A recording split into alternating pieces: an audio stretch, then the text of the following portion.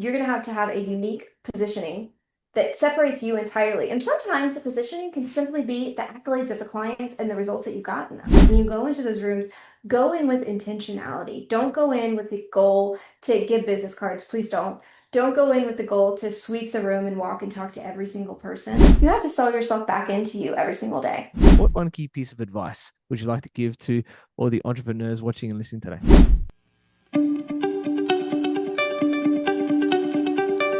Hey, and welcome to another episode of the Business Growth Show. I'm your host, Ethan Cassiotis, and today I have a powerful guest. Her name is Esther Stewart, and she is a business growth strategist and founder of Cottn Owl, where she architects high-converting paid acquisition systems for founders selling premium offers.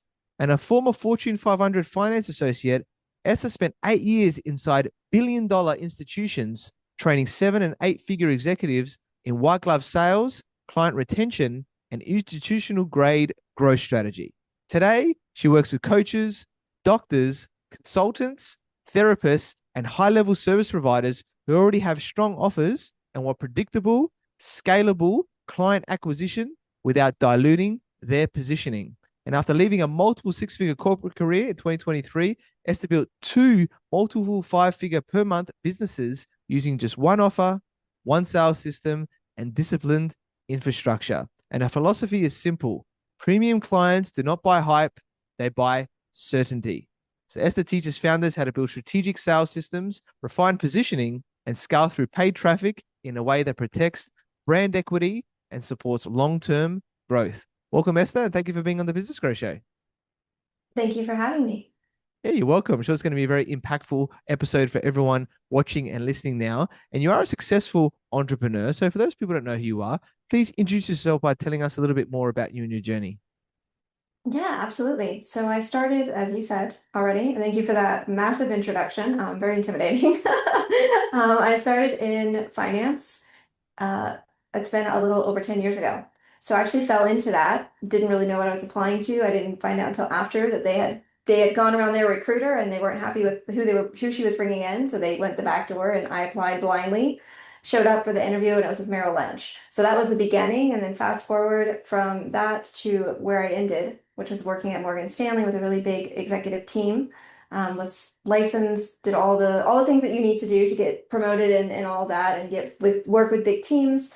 So when I left, I was doing the marketing for this team, and then was also a corporate coach. So I think within all of that, one of my favorite pieces was client retention, because the client retention is really where you scale. We all focus, myself included, we focus on the system and the client acquisition, and that's amazing, and we need that. But what happens like when they are a client, right? How do you over deliver and then how do you keep them? And I think I can say with absolute certainty that I was very successful at that, because 2 of my 3 businesses are with former Morgan Stanley clients who followed me by extension. So that's where I started. I left that. I think it's been about 4. Yeah, it's actually 4 years in June now. So really exciting.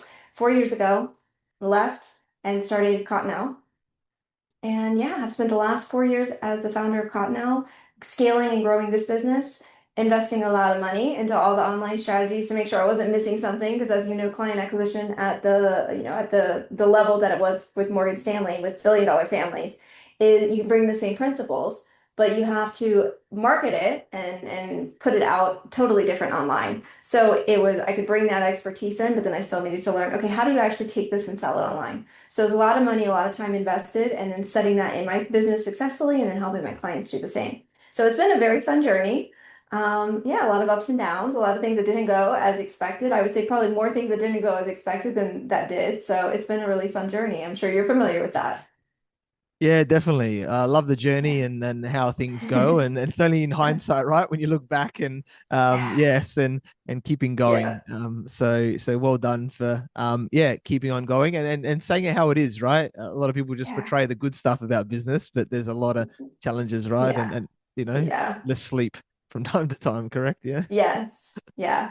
There's always challenges. They never go away. And the bigger your goal is for your business, the more challenges there are. So, and it's a good thing that nobody told me that when I started. Because if they had, I probably wouldn't have left corporate. But yeah, you're never prepared. And so I think whatever you believe in, whether it's a universe or a creator or whatever that looks like for each person, you are never prepared for what that's going to throw at you, right? So when you're growing a business, you think everything's going along, and then all of a sudden it's like, yeah, guess what? Now you need to advance, and to advance, you have to go through this barrier to growth, right? If you can just go with it and not give up, like you said very, very eloquently, those are the ones that see success, right? It's just that most founders, when they hit that first hiccup because they weren't prepared for it, will take it as a sign and say, "Oh, this was not meant for me." So I think the hardest but the most rewarding thing is to just keep pushing through when you hit those walls that you aren't expecting because they never stop coming ever. Not to be a pessimist, I actually got to the point where I enjoy them now because I'm like, yes, we're going through another growth phase, right? But yeah, when you're in the heart of it, it can feel like things are collapsing. Yes. Yeah, no, I love that. And Yeah. yeah, great saying that I learned from a coach was, whatever you believe, like you said as well, is the universe will only give you what you can handle, which I think Yeah. was a very powerful quote there. And you never necessarily like, and you want it to be something bigger, right? Because so you're striving to improve yourself. So you've never done it before. But if you've got the opportunity, then you've got to just be able to step in and go for it, right? Don't worry about the fear. Don't worry about anything else that's holding you back. Yeah. And don't worry about the challenges that come up as long as you keep moving forward. Like I think like Rocky, the movie where he keeps getting hit and he keeps getting back up, right? That's the sort of Yes. way that I would Yes. do it to business. So yeah, Yes. no, I love that. Very powerful. So so let's talk about now what you're doing, right? And I love the premium client topic, right? It's like we're selling decent levels of like services, let's say, right, of various Yeah. degrees there. And you talk about that they don't buy hype excitement, these things they buy certainty. So tell us more about this. Yeah. So this is applicable to online marketing specifically. But the reason that I say that and why I'm really passionate about it is because when I am online, as we all are, and you're seeing somebody that's selling a low ticket offer, they have a great funnel, they'll have a great ad perhaps, maybe you found them organically, it doesn't matter, and you get to this landing page, and I mean, how many times have you landed on a page and everything's just moving? The buttons are swinging to get your attention. There's little bars at the top that are saying fast action if you don't move in the next 24 hours, or the one I saw yesterday was in the next 14 minutes. This expires. We all know it doesn't expire, right? I mean, those tactics worked like 4 or 5 years ago when this was new.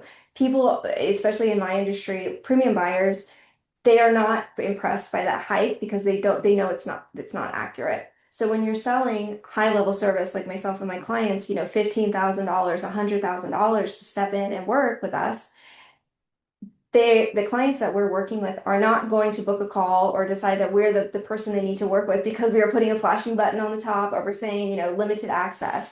They're actually buying how convicted and how certain we are in what we're offering, right? So I'll give you an example. I work with a lot of coaches. So I don't work exclusively with coaches, but I do work with a lot of them in the coaching world, it's a very unique industry because you are selling you as the coach. There is no tangible item unless you send them, like a book, right? But there's nothing tangible. It's the experience of working with you, whether it's to, get a better job, whether it's to advance yourself personally, professionally, doctors. I work with a lot of doctors that are coaches. So in that space, they're selling themselves. And in that selling of themselves, what actually is the highest converting seller on calls, on organic content and ads, wherever you are, even if you're in person, if you're doing in-person networking events, it's the certainty in their coaching program or in their service or in their offer that the person on the other side, and again, if it's somebody you're having a one-on-one conversation with, or you speak on stages, if it's a person on the stage speaking to this massive audience, I mean, from the moment you step, from the moment you step on that stage, they are deciding if they are do they want to work with you? What are you about? What are your values? But more importantly, like how certain are you standing on that stage and what you're telling them? Because the higher you charge, the more sophisticated in the best way possible. And I don't mean this in any way slighting, but the more sophisticated that buyer is, right? And so because of that, there are certain things that they are looking for. And I have just pinpointed it through the years of, even in Morgan Stanley and Merrill Lynch to the certainty. That's what set, even in that space, that's what set the advisors apart because you're still having a sales conversation with somebody who wants to move their accounts from one firm to the other. It never stops. In that conversation, like what makes somebody choose this team over this team? And the reason I thought that was, and this is actually where I defined it as certainty, because in that space, when you are transacting or you're having conversations with families who are talking about moving billions of dollars from one bank to yours, they can work with any financial advisor. Any financial advisor would be happy to work with them. They would be happy to lower their fees and do whatever they need to do to make this work. So it's not the fees, it's not the sales process. Then what actually is, and in a world where you cannot use testimonials, and you can't use anything that would imply that they're going to get anything out of work. It was a very interesting dynamic. You can't say, "Hey, you're going to get this," right? I mean, you absolutely nothing that can imply that they might actually be successful if they move all their assets there. And I was able, after just years of just dissecting how did this relationship and this dynamic work, it always came back to the certainty. It was the certainty that this financial advisor, this team, this person, this coach, this consultant can actually help them get to where they desire to be. So that's how I have pinpointed it to certainty. I think some people have their own word for that, conviction. I've seen that recently. But yeah, did that answer your question? Yeah, definitely. I Okay. love it. I think it's so true, right? That, I always hear the person who influences the other person is the one that's most certain, right? So you've got to be Yeah. able to portray that in anything you do, right? That's Yeah. yeah, business, life, everything there, because you can feel it, in Yes. someone, Yeah. like you said. So Yeah. I think that's awesome. I completely agree. And so, if someone, I'm just thinking here, right? Because I've done a lot of work on myself and I've spoken as well on that. But for someone that's, maybe wants to improve their certainty, is there a tip or something that you can give to be able to get them to portray and show more of that? Oh, yes. So the best way I think to do it is there's two ways. One, take your offer or your service and put it into AI and have AI give you reasons for around your offer. So not you, but around your offer. And the reason, and that's such a bizarre thing to say, but the reason I say that is because as founders, we can have, I don't know about you, but I definitely do, especially in the beginning. I will have a day where I'm like, I'm the absolute best and I'm crushing it. And then you wake up the next day and it's just like, you just doubt everything, right? And you're just like, am I really the best? Am I really good? Like, is this really the best option for somebody to work with me? Like, would they be better working with this person? So I found that just going back to the offer itself and reminding myself of the offer, and then that, so AI can help with that. It can't help with you personally, but it can help you reinforce why what you are selling, what you are offering is a viable resource for whoever you're selling it to. So that's step one. The other is you have to sell yourself back into you every single day, right? So that can be, I'm not into journaling or affirmations, but I do think that there is a power in even just reviewing like the successes that you've had in your business, whether they're yours or your clients, right? And if you have to do that every single day, for months and months. I think they say it takes 21 days for a habit to form. If you have to do that for 21 days and you just set aside like 5 minutes every single morning to remind yourself of why you are the best. And I've been in rooms with some of the top performers, like some of the most profound CEOs that you see on TV, and every single one of them, I ask all of them this question because I'm a very curious person. I'm like, do you ever have imposter syndrome? And every single one of them said yes. And I think the most fascinating thing was one founder who's built an appliance, and I guess it's an appliance that every single person I know, almost every single person has in their house. I asked him, so this is the person who's in everybody's houses, right?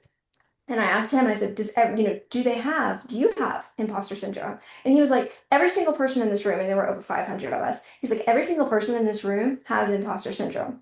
He's like, it never goes away. And I just thought that was such a fascinating thing because so many, myself included, you think when you get to that point or you reach that place or you have all this business success or you have all these client accolades that that will go away. And I don't have imposter syndrome anymore, but I still have days now where I do wake up and I'm like, I have to sell myself back into my offer and my service. And I have to remind myself of all the things that I've done successfully, right? And so that's where I don't utilize AI myself anymore. That's where I started when I was like, okay, especially at the beginning. But now I will still, at least once, maybe even twice a week, I will still reinforce to myself why I am the best at what I do and why nobody else online can do what I do. And it's not about being conceited. I'm not going to go and make an Instagram reel about, hey, I'm the best or put it on anything. It's just for me to internalize because those doubts, whether you want to call it imposter syndrome or something else, as your business evolves, imposter syndrome does you define it differently. Let me just put it that way. You don't necessarily call it imposter syndrome, you define it in a different way. But that feeling doesn't go away. So for me, I think it would be leaning into AI if you're doubting the offer itself, the viability in the market, but then if you're then just going back to like what you've done. right? It's like the story of the person who's so quick to get to their destination and they miss the journey. We're so quick to get to our next revenue goal or to get to make as much impact on our clients as possible. And so in that quest, and all of us are guilty of that because that's what makes us entrepreneurs, right? Like that's why we love it, right? We love that journey and we love that, even if life throws us back to the beginning, and it will, we love the journey. But sometimes we're so focused on the destination that we don't stop to enjoy the journey. So that's why if you just pause, like I said, 5 minutes, even if it's 21 days, and then you have the habit formed, it's beautiful. But that at least can get you back in that mindset on those days where that doubt will creep in because it will, no matter what level you're at. Yeah, I love it. A lot of the time when I have my client one-on-one sessions, I always make sure we talk about wins and celebrate the wins right along the journey, even the Yeah. small ones, because Yeah. you got to step and smell the roses, right? Like you say a little bit, Yes. because that also builds momentum, in what you do and builds the Yeah. certainty. Going, actually, I'm actually doing a lot of good stuff here, along that side, which helps build us. I think that's really, really powerful. And I played a lot of soccer and tennis, growing up, won a lot of championships and stuff there. And tennis, it's a very individual sport, like playing singles. So I had to give myself pep talks, especially if you lose a point, right? You got to be able to like refocus. And Sabalenka, I just saw at the recording of this, she was 5-3 up in the second set, and then she lost the next 10 games and lost the quarterfinal, right? So it shows you how much like your mindset it needs to be in check. Otherwise, you could go AWOL. So I think what I do before I go into a meeting, before it's a sales call, like you're talking about here or on stage, Mhm. I give myself a pep talk and say, this is what's going to happen when I go into this thing. And then I walk into that meeting or on stage with so much certainty that it just oozes out of me. So that's the one thing that I do. And I love, what you're saying there about the affirmations. Like do what you got to do to remind yourself, to tell yourself that you're amazing at what you do. And that's just what comes out, right? From people Yeah. then. Yeah. Yeah. Really I love the powerful. pep talks. Yes. So Yeah. are you talking out loud or are you just thinking it? Well, most of the time I'm thinking it, but sometimes I'll say it out Okay. loud if I can, right? It depends if people are around me. I don't want people to think I'm too crazy or anything like that, saying Yeah. stuff to myself. I used to walk on the way, like I used to walk, from the city, like 20 minutes to go to a meeting with a very big brand here. And I Yeah. used to talk out loud if there was no one around me going, this is what I'm going to do, Yeah. everything like that. Otherwise it's in my Yeah.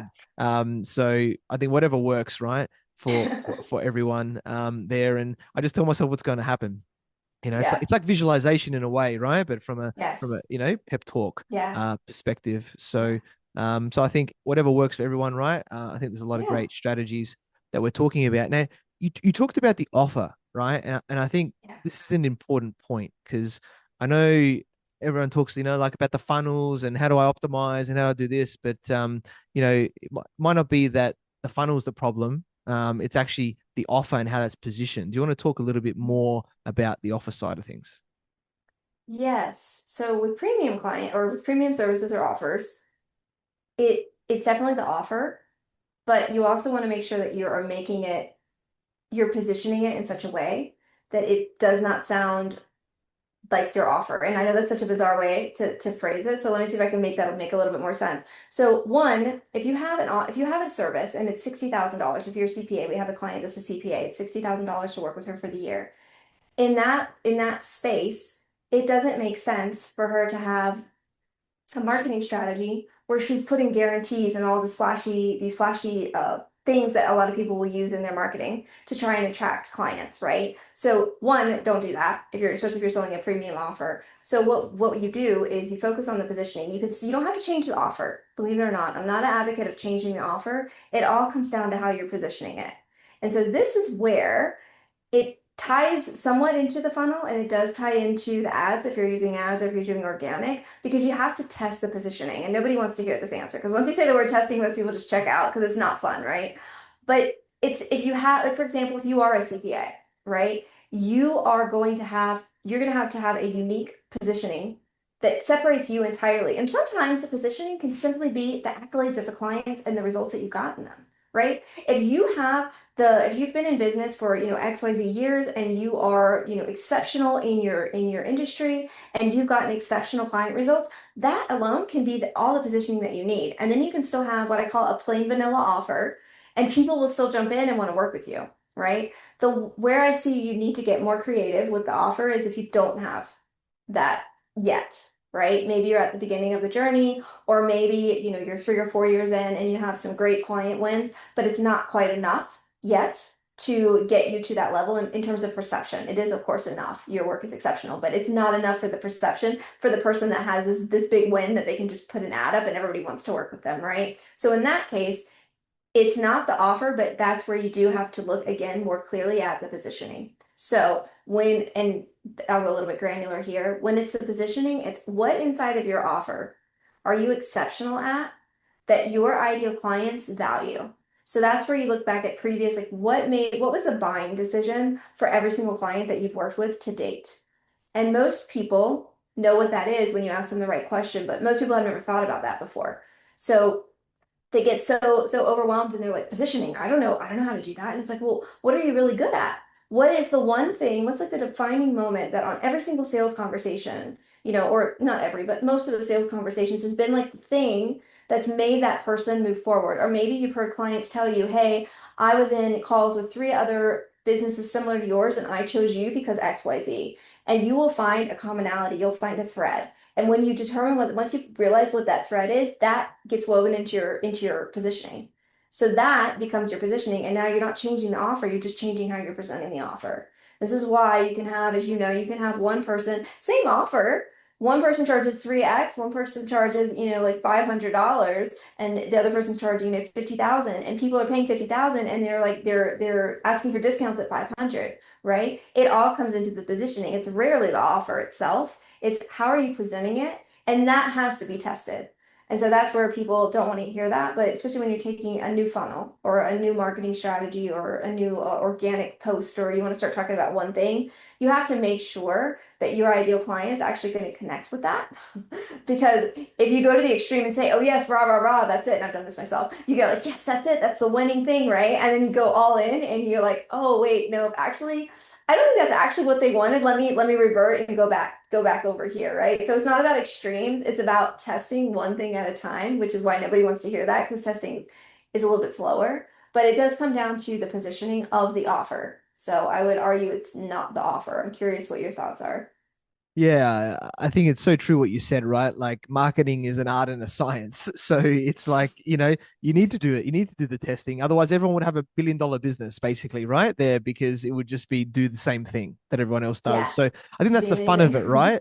I look at it as a Yeah, fun game. That's the way the best to look at yeah, it. How yeah, do I unlock the thing that's going to work for my business, for my offer yeah, there? So I agree. And yeah, thinking of things differently, like, and it's always what matters to the other person, like what's yeah, in it for them, right? Like what matters to them. It doesn't matter what matters to us, and what we think, you know, might not be the same thing. And you ideally you got to get it from their language, right, as well, yeah, because you know, we might use a word and they might use a different word that means the same thing, and that just one yeah, word change could be the difference in yeah. like making it positioned. So I think a lot of people don't realize that it's like we use speaking, right? You talked about speaking on stages, and you could say, "Hey, I spoke at this event, right?" And great, that's positioning. Or you could say, "Hey, I spoke at this event and I shared the stage with this big name as well, and this is the other things that I did." And Mhm. all of a sudden, the positioning of what you did there is very different, right, Yeah. compared to the other one. So it's like, how do you strategically on anything that you do, especially the offer? How do you strategically Mhm. position yourself in the best possible way there that will, agree with people? Yeah. Yeah, Yeah. awesome stuff. So let's talk about it because I know one thing you talk about is you got an offer, maybe it's 5 to 20K or something like that, and a lot of people out there want to do like monthly launches, monthly webinars, or something like that, Mhm. right, to get repeatable business. But what other ways are there? I guess of doing this so that we can get a scalable model. Yes. Great question. I just went through this myself, made 2 very large investments to answer that exact question. So I personally have never done, I've done the opposite of what most people have done. I've never done a launch. I've never done anything where it was like a one, I go live and that's the thing that sustains revenue for a couple months and then I rinse and repeat, right? That is a great strategy, which is what I wanted to learn. That said, my entire client acquisition up until the beginning of 2026 was focused on just sending somebody from an ad into a conversation with me. So that's where the positioning and making it really valuable to them in seeing the value of working with me and then booking a call, right? It's called a book call funnel. That said, in 2026, and I would probably say even probably 2025, but when you're thinking about scaling your business, if you want to have a way to have to get in front of more people, I'm going to argue now that you need three different strategies in place.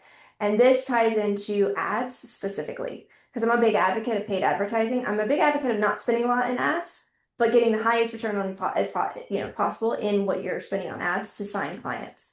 So for me and what I have in place in my business and what we now set in place for our clients is this. You have one where you have the person who's like ready to move forward right now, right? So you have a funnel that is specifically attracting that type of person so they can immediately book a call with you if it's a good fit. Then you have the webinar launch, right? So if you have a founder who enjoys webinar launches, I haven't found that many of them, but if you have a founder who does enjoy webinar launches or challenge launches, then that's part of the strategy. So you have ads running alongside that. And I'm a bit more aggressive with this because I love to make money and I like to have my clients make money and I like to be successful. And I also know that ads and all these things you have to test. So I'm like, so I would rather that you have an ad that's going to a book call funnel and then you have another ad that's going to a webinar or a challenge. And that webinar or challenge is every single month, right? I just did two 5-day challenges back to back. It was exhausting, but I did it. I was going to do it for 3 weeks, but I ended up just turning it evergreen. So, and then I took it down because I realized I didn't want to have that offer anymore. Like, this is just part of being an entrepreneur, right? You go all in and then you're like, you know what? Actually, let me go over here. But I think you need a booked call funnel for the people that are ready to move forward now.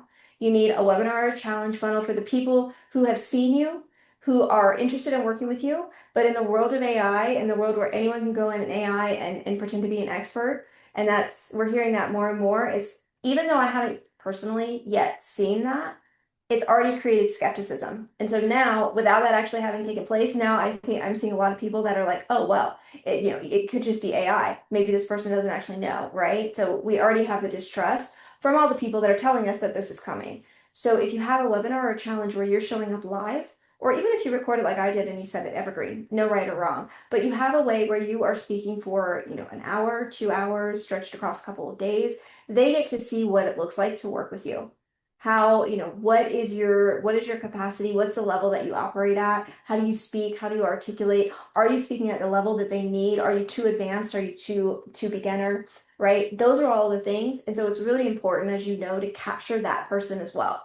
Because while there is the person who's like ready to book a call and they've seen your ad and they're like, yes, the more common is the one that does need that time and that trust building. So that's why I think you need both. And I'm actually going to argue you need three because this is currently what I have as well. Then you need a third one, a third ad, a third funnel, a third system, whatever you want to call it, that is just reinforcing what you do. So that can be like something that's free. It could be something that's moderately inexpensive, like a PDF. A lot of the clients that I work with have books. So it could just be making people aware, whether it's organic or with paid ads, that you have a book and then sending them to a checkout link. But again, that third option is for, in my opinion, the person who likes your content, has found you, has engaged with you, thinks that this is a really great way they would love to work with you, but maybe at this point it doesn't make sense. Maybe, for example, if you're a coach that helps somebody leave corporate, maybe they're not ready to leave corporate, but they want to keep you as somebody so that when they are ready in like a year. So that's where I think personally, like a free lead magnet that actually gives them something of value or a book where you're still capturing their information and putting them in your CRM. And now you built your email list through all these different channels. It's not as complicated as it sounds. I know it's three, and some people panic when I say that, but I will argue though that in 2026 and with the evolving of AI, you do need at least two of those in place if you really want to have massive success and scale. Because the last part of this is, of course, ads. So the more you spend on ads, the wider the algorithm goes. So I have been really successful at going in with really small budgets and getting really, really great book calls and signing clients. But when you go from these smaller budgets into the bigger budgets, which you have to do when you scale, now the algorithm is like, okay, let's just show this to everyone we think is a good fit. And then you get a really sloppy month or two. And so when you go from precision into that, if you don't have the three different ways to capture that intent, you will go sideways and it will make you feel like everything has just fallen apart. But I do think that with AI and the world that we're going into, where we are going to have even more people challenging, well, does this person actually know what they're talking about? Are they using Claude to just create all this content? Is this a YouTube AI avatar? I do think that having those three funnels and systems in place is going to set apart the ones that are going to be successful against the ones that are not. Yeah, no, I love that. It's really awesome. Yeah, I think with building it out, it's so interesting, right? Like you're saying something so simple. This is like the top of funnel, middle of funnel, what people say, right? It's like you got to have multiple things because you don't know where they are in the buying journey. And I think Yeah, that's the important part there is not everyone's ready to buy now. You need to yeah. build trust over time. And then, they'll come in when they're meant to come in as long as you're helping them out. And let's talk about the scaling part. You touched on it there, right? Is like, you got to spend more ad spend or whatever it is to get to the higher months. And a lot of people have that metric of $1 million business or 100K plus months and things like that, right? That they want to Yeah. hit to be successful. So tell us more about this. Like, what's going to get us to this point, to hit those big numbers if that's what we want. There's a couple ways. So I'll tell you how others do it, and I'll tell you how I do it, and I'm personally doing it. Well, one, if you are really, really, if you love hooks, if you love like just parsing captions and titles and creating content, right? You can do that with a really successful YouTube channel. However, and this is where I see a lot of founders, and I tend to blame the marketing on this in the online marketing space, to be honest, where they've been sold on this, hey, we're going to help you build this massive YouTube channel and you're going to have all these subscribers and you're going to make all this money. And that is, I'm not saying that they are not accurate in that anyone can have a successful YouTube channel. What I do find is missing is this. Most of the people that do that don't have public speaking skills. They don't know how to articulate, they don't know how to communicate. And that is a skill that has to be learned. And the only way you learn that is by going through it and getting better. Again, testing, right? And so everyone that typically jumps into the YouTube channels for the goal of making revenue want to just record a video and have it go viral, and they don't want to do the personal work that's required, which is getting good at public speaking, getting really good at storytelling, getting really good at selling, persuasive selling, which is an art in and of itself. It's totally different from sales selling, and then actually getting it to convert. And so nobody wants to hear what I just said, but it's unfortunately it's the truth. So if you don't have all those pieces and you don't have a way to learn all of those pieces, some people can just learn it by watching others. Most cannot do that. So they actually are going to need to hire a coach, again, more money to invest. So I say that because there is no such thing, in my opinion, as free market. Like there's no way you're going to have a successful business without investing, because you have to invest in some level if you truly want to grow your business. So that's what you have to obsess about, in my opinion, if you want to do it organically. And like I said, it can be done. For me, that just sounds exhausting. Now, I have tapped in to storytelling and all that because I do need that for my business. But the idea of bringing that into YouTube and posting consistently is overwhelming. So it can be done, but that's not personally what I would do. So what I do is ads, right? It's paid advertising. I'm going to argue that the best thing that you can do is to learn ads yourself. Of all the things that I have invested in over the years, and I have had a lot of things that I've invested in learning all the online marketing where I didn't get anything out of it, but I will argue that that was not the person's fault. That was me for not asking the right questions on the sales call, right? But I will say the one investment I made that was the one investment that I will always go back to as the thing that was the worst possible decision was investing in an ads agency. And it wasn't that the ads agency wasn't a good one. They had all the accolades, but they weren't good at people who were just starting out. They were only used to working with people who had funnels that were already converting, offers that were already converting. When you are brand new in the space, I was still at Morgan Stanley, so at least the loss in it was a lot of money. At least the loss wasn't a significant loss because I had income coming in from a paycheck.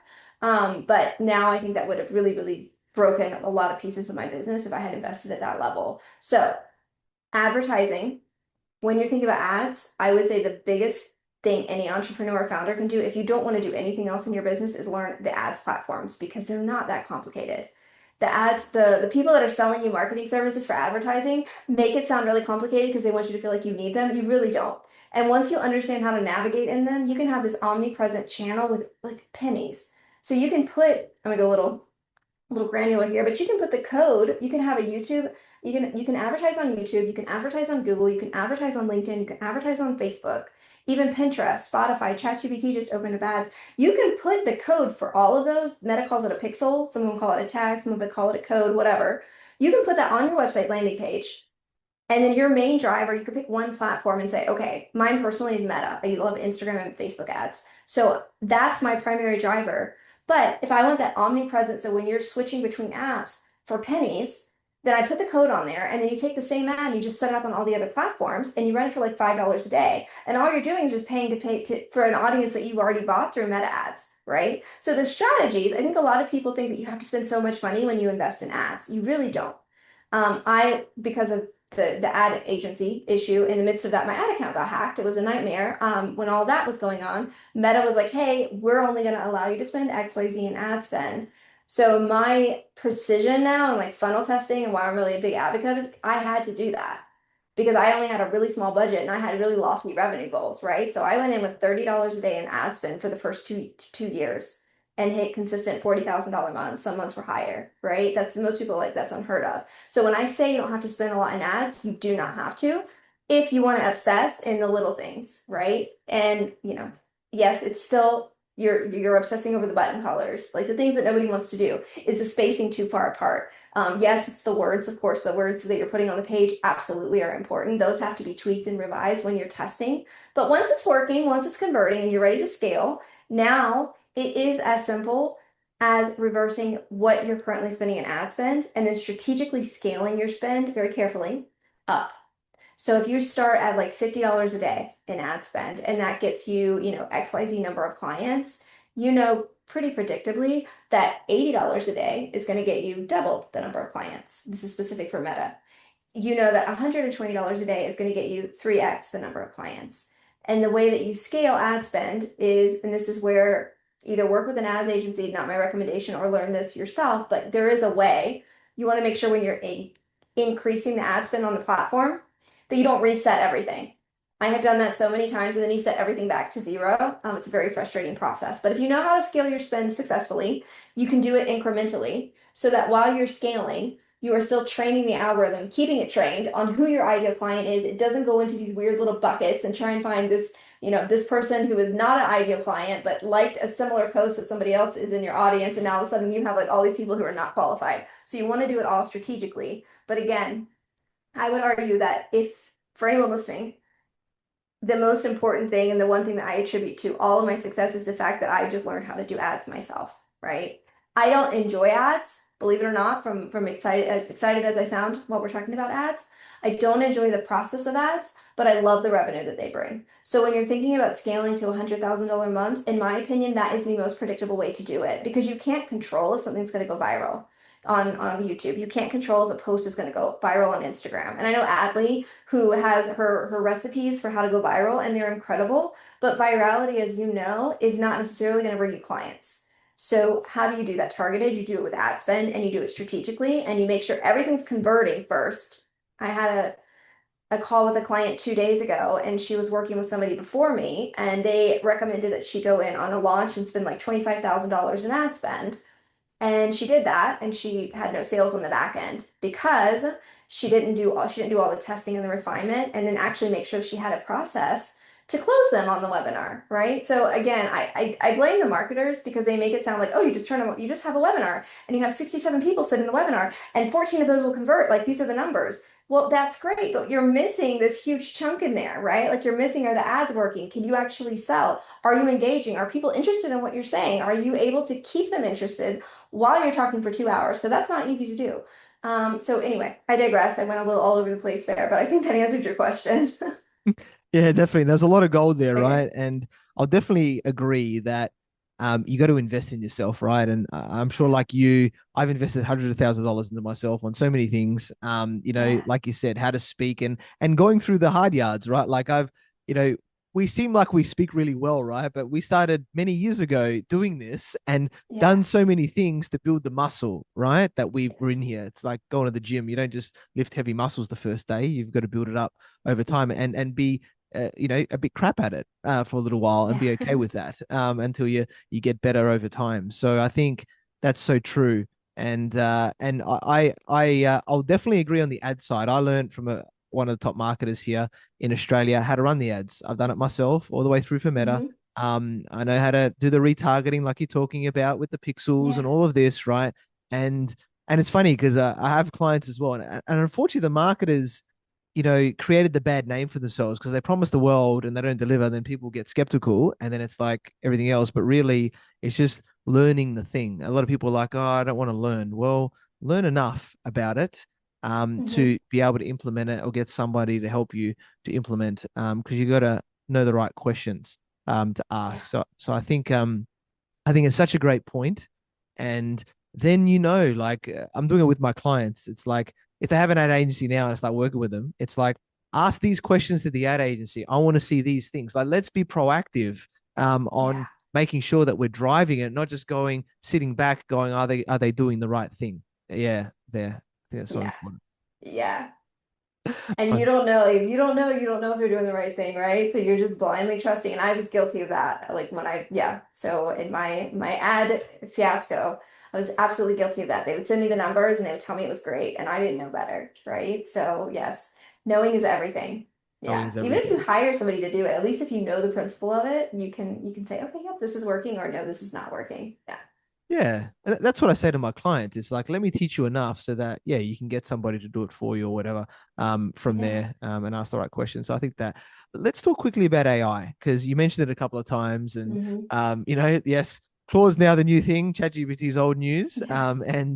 There's obviously automations, a lot of things. I speak a lot on AI that's Yeah. coming now on that, which is quite cool. So how do you think this is disrupting things or how can we leverage it? Like I guess there's sort of pros and cons, right? That's coming from Yeah. AI. There's a lot of areas. So yeah, I'd love to know your thoughts on how you see it changing and how we can harness it over time. Well, I don't think it's as disruptive as people think it is because quite frankly, I don't think that many people are on the AI train as they make it sound. Like you have the people who have massive audiences that are focused only on AI, and so we see their massive audiences and we think, "Oh, everybody must be interested in AI." But I will tell you that the people who are interested in AI seem to be the younger generation, which is great. The established founders, who are of a certain age or, older, don't like AI. And especially the creative coaches do not like AI. That said, I am seeing them leaning more into it to help them with repetitive tasks, but they don't fully trust it in terms of, and I don't blame them, in terms of like content creation, right? In any place where it's visible to their client. Behind the scenes, absolutely. If you want to use AI to, even this, I don't personally do, but if you want to use AI to help you organize your inbox, they're a little bit more open to that, but in anything that's client facing, they're not. That's my opinion on AI. I think it's great, but I don't think it's where, and I'm curious your thoughts because you're more in the space than I am, but I don't think it's where everybody thinks it is. And I'm actually seeing, which I think is really funny. Everyone for the last 2 years has been so focused on using AI to help you with your content and to help you with this. And in the last month, I have seen some massive names in the industry that are now anti-AI, talking about, I want to make sure my content doesn't sound like AI, and I'm making sure that my team understands, right? So it's like for years they pushed it, and now they're realizing that it's not at the level that they thought it was. So that's my instinct, that it's great if you want to leverage it for certain things. That said, in my personal opinion here, when you're selling a premium offer or service, and it's $50,000 to engage with somebody for a year, or $100,000 or $250,000, I would never put AI in a place where it can answer anything for me, where you have an AI bot on your website, where you have an AI outbound appointment setter. I would absolutely in no way do that because AI is still, at the end of the day, technology. And how many times do you have where you think everything's going great and you realize there's a form that's not working on your website, right? That just happened to me last week. It's like, why did all my ads stop working? Everything seems to be good. And it was because the form that actually takes them, that triggers the ad, had a glitch and it wasn't loading. So for days, I had no clue. I thought the ads were broken. It wasn't. So it's just little things like that, that a form is basic. Software should be advanced enough to not have issues like that. So in the world of AI, where it's still adapting and it's still learning and it's still in the beginning stages. It's advanced, but it's, in my opinion, still slightly in the beginning stages. To fully trust that, to run any level of my business, I personally will not. And perhaps I'm totally off there. I'm curious like what your thoughts are and what you see. Yeah, great thoughts. I'm always interested, right, to hear what people do, what they're using it for, and everything. I think everyone thinks AI is the silver bullet, right? It's just going to save everything. You don't need to do anything. And that's not the case, like you said, right? Because Yeah. it doesn't know how to be authentic and write certain things. Like it can help you with ideas, I think is, Mhm. I think it's a good way to start you with something, right? Like, especially if you Yeah. need a new direction, but then you've got to put your spin on it, your knowledge, your emotion, your experience on top of that. I think the way it, you know, I think the way like the authenticity is definitely a big thing. I think where I see the biggest value, right, in AI is the automation side. So, I always think we're not here to replace people either. I'm going, well, if we can, let's say you got a team, whether it's just you, whether you got 5, 10 people, you got 100 people, whatever. It's like, how can we like double, quadruple the business with the same amount of people that we have? Mhm. So, let's let them use AI going, hey, what if a task takes 2 hours? What if we could do it in 10 minutes? What's Yeah. the level of scalability? Because I think the question with any business from scaling, and a lot of people don't think about this, right, is like, we want to make 4 times in the business. Or what happens if you get 4 times the amount of clients? Can the business handle that? From the other Yeah. elements, it's not just signing them up, it's the delivery, right, of Yeah. doing that the systems, that's part of it. So I think I'd love to know your thoughts on systems as well, but I think that's the challenge, right? Is so that's where the Yeah. automation I see comes in, because if you can automate those things, you have someone managing it, then all of a sudden Mhm. you got a really great team, you've got scalability of efficiency to grow there. That's where I see the biggest. And then you've got the coding of apps and stuff now, which is probably another cool Yeah. part. So, instead of Yeah. spending $100,000 getting an app, you can literally type something in and you can create an app in 10 minutes that you want. Yeah. That might be really specific to something that you do for clients or internally or whatever. I think that's the other cool part now, where you don't have to know how to code necessarily. But yeah, I'd love to know your thoughts Yeah. around the system side of things as well, Yeah, no, that's a great example. I actually just did that on my website. I saw somebody that had a revenue calculator, totally different industry, and I was like, that is amazing. I mean, if I could pre-sell my offer even more before somebody has a conversation with me, the best way to do that, because I'm visual, but I'm also very, very like I need to see how this can actually work in a way that's logical. So I will buy an emotion, but I have to be sold in logic. I'm a bit backwards there, but because I'm that way, I assume my clients are, because typically we attract people like us. So anyway, I use Claude. I gave it his calculator because I liked how it was putting the numbers together. But then I was able to tell Claude, hey, I want the code for this, but I want my calculator to do that. And now it's on my website. And it took like thirty minutes to actually get it to look the way I wanted. And then, of course, keep playing around with it. So that's a great example. That absolutely, I'm using Claude for that. I'm using Claude for market research. So when I'm working with a client writing their copy, I'll go out and do market research and look things up on Google, of course. But one way to just pull it all in is to just do a lot of market research on Claude and see, okay, this is the industry. What does the industry want, right? And it'll pull from Reddit and all the threads. So I don't have to go anywhere and do that manually. Which again, back to what you're saying with the team, if you had a team that was doing that, now you can leverage AI to do that for you. So that's going to collapse time right there. Another way that it's really great is with like YouTube videos or any place that you have a video that has the transcript. You can take the transcript and you can put it into Claude and you can tell it to do anything you want. It can create a PDF that now becomes a free lead magnet, and now, of course, your team would just have to proofread it, or you would have to proofread it to make sure it didn't. What are those hyphens everybody doesn't like? Which I use them naturally, and now I have to like make sure I'm not using them because apparently that's an AI indicator. So to make sure that's not in there, but it can create so much. It can go in and crop things for if you wanted to have like a mini video for whatever reason for your clients. But that's how I'm leveraging it. In terms of anything operationally, not yet. Now I know that there's a lot of ways that I'm not there yet because again, I just don't fully trust it. In terms of the systems, I'm hesitant to bring it into my business, especially now I'm seeing posts around ChatGPT. There's a setting in ChatGPT if you don't have it turned off. This is a new announcement in the last couple of days. If you didn't have that turned off, ChatGPT is just sharing all of anything you ever put into it out into the world. So that's a little terrifying too. So I think it's not for me so much I don't trust the outputs, but I also don't fully trust the inputs, right? What am I sharing in here that should not be shared? Right. I work with in two of my businesses very confidential, high level clients. Like that, I could never put anything that comes through communication into AI. Like period. I just couldn't because there's too much risk that I could go out into the online universe. So I think I bring some of that bias into my business. So I will argue that I could definitely get better with the operations side of it and leveraging that more with AI. I've just been really, really hesitant because of the privacy. So I'm curious, are Yeah, there ways that you know of to protect what you're putting in there or yeah. there are. Okay. So the simple answer for you and everyone else that's listening is you create your own knowledge management system. So what you do is instead of going to Claude, for example, and putting it in there, you can create your own LLM, the large language model, right? Which is what these platforms are within your own system. So it's not going sort of back and forth. So I like what you said about the transcript, right? Because Yeah. videos, whatever you do, whether it's like what I tell people with systems is, record on Loom, LWM, right? You might have heard of Hmm. Loom before. So Yeah. record a process, on there. Now Loom has an AI function as well. It's like, here's the process, tick the button, it gives you the steps automatically, right? Yeah. Which is amazing.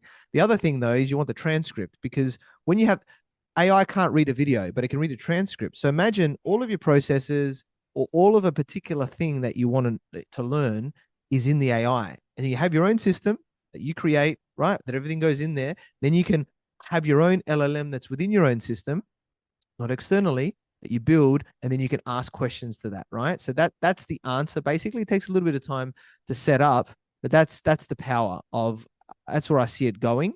And then you can almost have, yeah, one for imagine like your team just say, how do I do this? And it's like all your SOPs, everything in the system, then it just tells you how to Yeah. do it without having to like go, oh, let me find the video or the process or whatever. That's the powerful part. And then you can use things like, you know, Claude Cowork or whatever like that, where you can Hmm. build the automation side if you need to, or the code side on top of that. So, in a very without getting too technical, that's the simple answer to Okay. your That still sounds question. very technical. I don't even know what LLM is, so now I'll have to Google that later. But that's Yeah, great to know that there is a way to use AI and still keep like privacy. And if privacy isn't a concern, it's also like, for example, if you're using AI to build offers, to build services, like you want to protect that because that's yours. So that's really helpful to know that that's available because I did not know that. I always assumed that everybody was just using Claude Desktop and trusting that it wasn't sharing it because somebody told me that that's what they did, and I was like, I don't know that that's true. So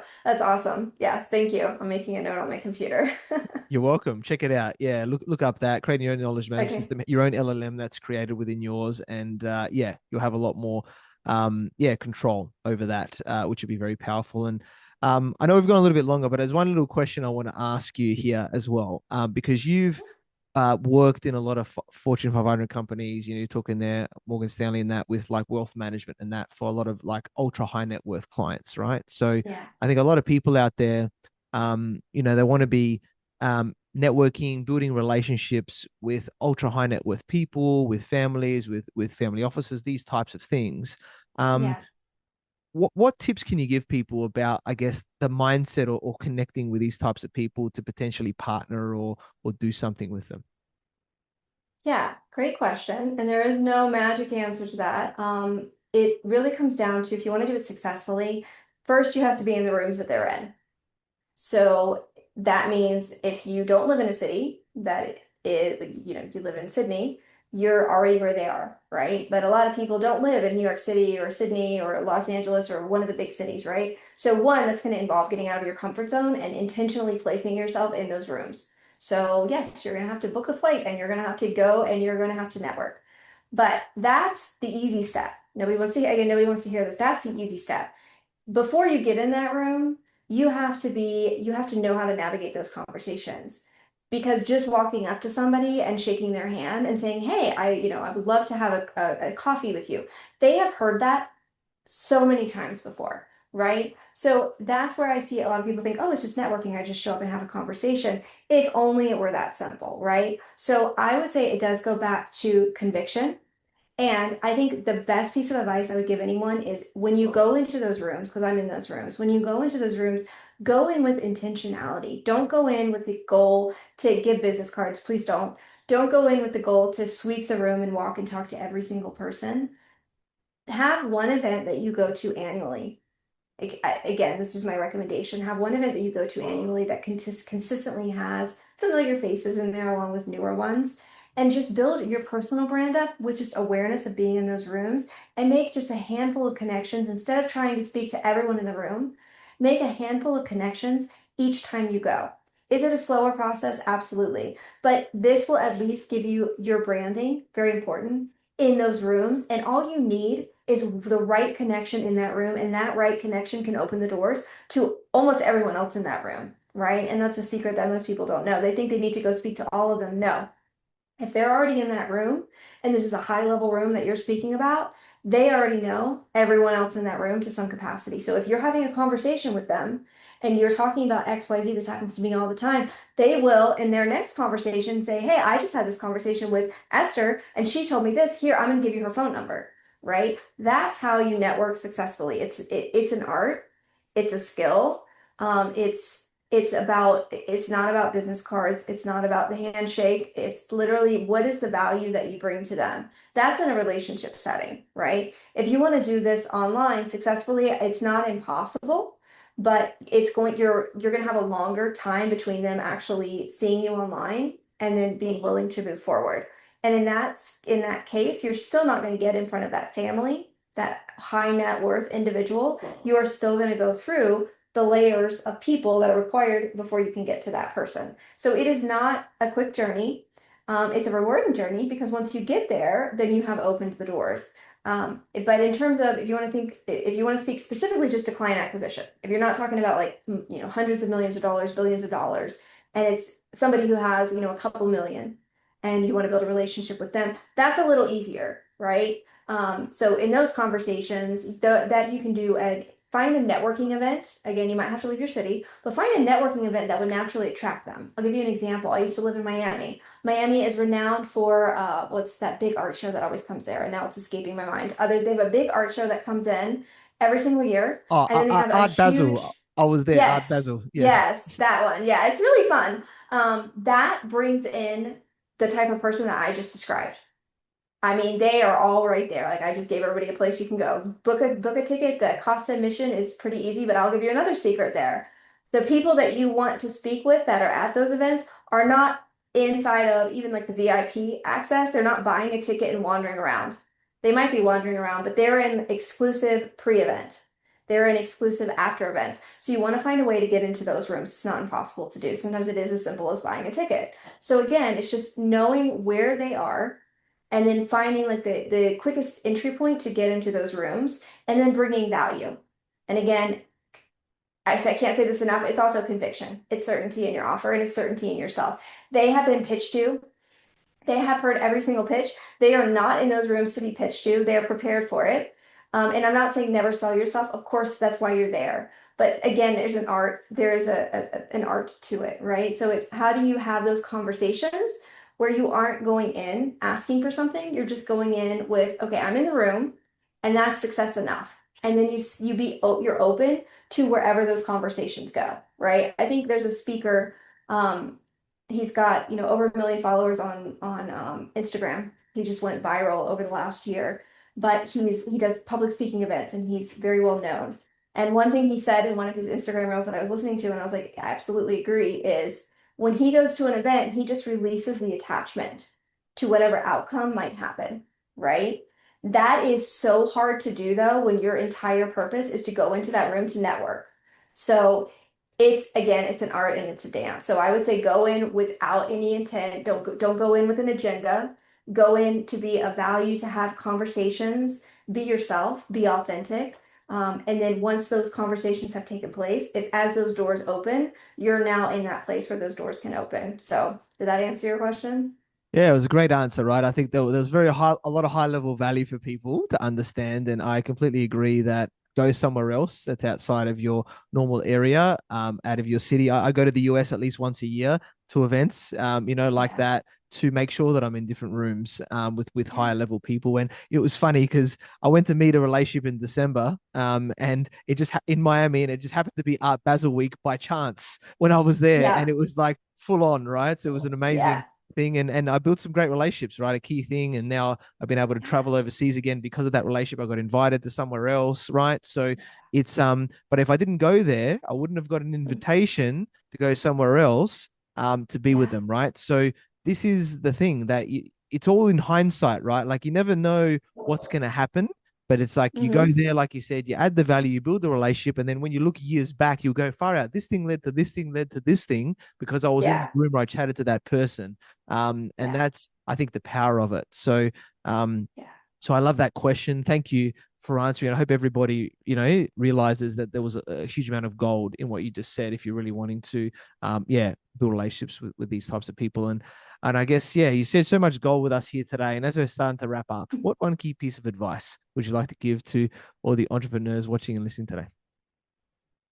My biggest piece of advice, because I just went through it the last couple of months, is life is very short. Your business will be very successful. You do not have to give your entire life to your business.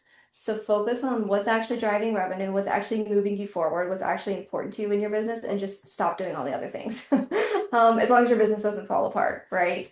I think that is the biggest thing because as entrepreneurs, we tend to just sometimes we just the idea of being busy makes us feel like we're being successful.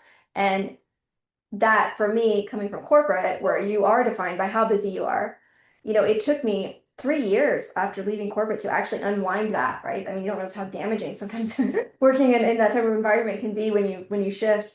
But letting go of the need to always be doing something in my business to actually go and relax and enjoy other parts that are not my business, right? So yeah, that's what I would encourage anyone to do. Yeah. Love it. Definitely make that happen. And enjoy your life, right? As well as your business and Yes. everything that you're doing there, which is Yeah. the important part. So I love that. And yeah, we connected through our networks. I learned about your awesome journey from, being in Fortune 500 wealth management to now being the founder of Cottn Owl.